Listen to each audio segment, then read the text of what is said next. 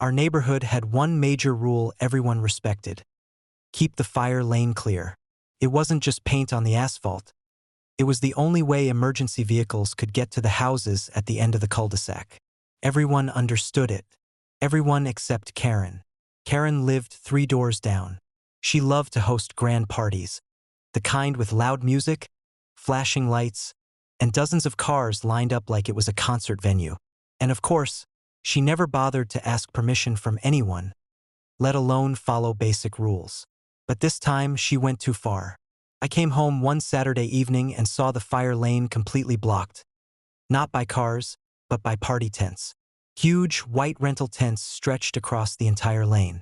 Tables, chairs, buffet lines, and even a rented DJ booth. It looked less like a block party and more like a wedding reception. I parked, walked up to Karen and said, "Karen, you can't block the fire lane. If there's an emergency, trucks won't be able to get through." She scoffed, holding a glass of wine. "Don't be ridiculous. Nothing's going to happen tonight. We deserve to have fun. You're just jealous you weren't invited." I shook my head. "This isn't about your party. It's about safety. Move the tents." Her voice sharpened. "No one tells me what to do, especially not you. If you don't like it, call the fire department. They won't care." That last line stuck with me. 30 minutes later, the fire trucks arrived. You see, I didn't have to call. A neighbor across the street, whose father happened to be the retired fire chief, had already reported the violation. And wouldn't you know it, the current fire chief himself rolled up in the lead truck. Red lights flashed across the tents. Music cut off mid-song, and the partygoers froze as a booming voice shouted. Whose bright idea was it to block an emergency access lane? Karen, tipsy and emboldened, marched right up to him. "This is a private party. You have no right to interrupt." The chief's face went red as he pointed at the tents. "Lady, you just jeopardized every life on this street. If there was a fire tonight, we'd have no way through. You think your party is more important than someone's life." Karen stammered, "Well, nothing happened. So what's the big deal?" The fire chief didn't hesitate.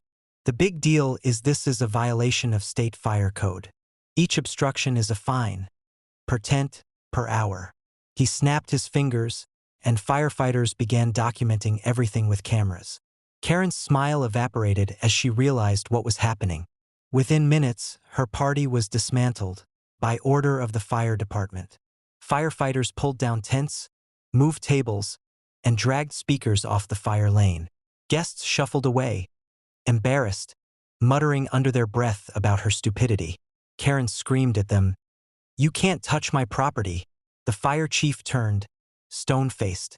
"Ma'am, the moment you placed these in a fire lane, they became illegal obstructions. If you interfere, you'll be arrested for endangering public safety."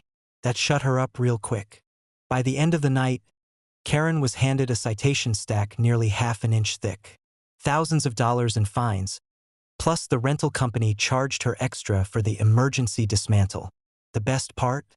The HOA board, which usually bent over backwards for Karen, couldn't save her.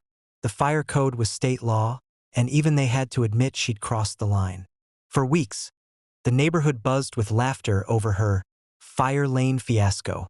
She became infamous not just here, but in the local news, since the fire chief gave an interview about an irresponsible homeowner blocking emergency access. He didn't name her, but everyone knew.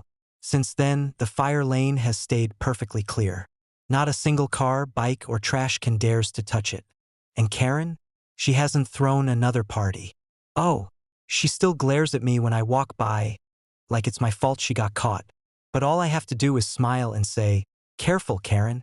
Wouldn't want the fire chief to show up again." She turns red every time.